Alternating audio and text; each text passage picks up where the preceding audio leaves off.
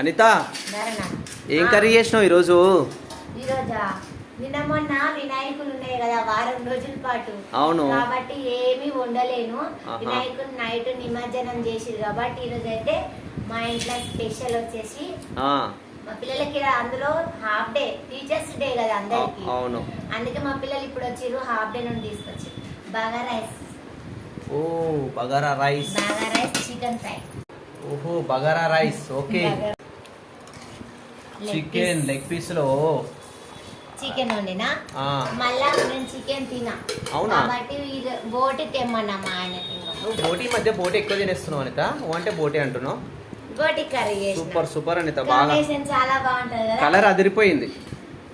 అందుకే మా ఇంట్లో ఈరోజు అయితే ఇది స్పెషల్. మీ ఇంట్లో ఏంటి స్పెషల్ చేసిరో కామెంట్ బాక్స్ లో కామెంట్ చేయండి.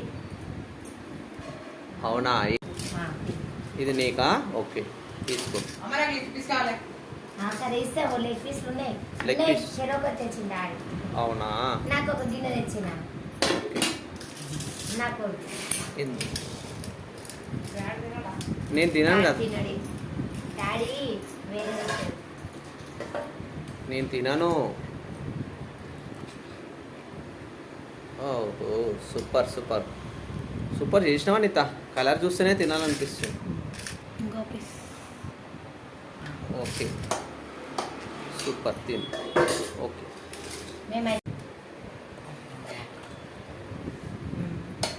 మేమైతే తింటున్నాం.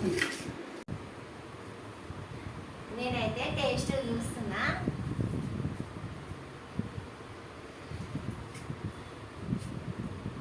నాకైతే బోటి కూడా ఇష్టం కాబట్టి బోటి తెచ్చి తింటున్నా. టేస్ట్ అయితే బాగుంది. బాయ్.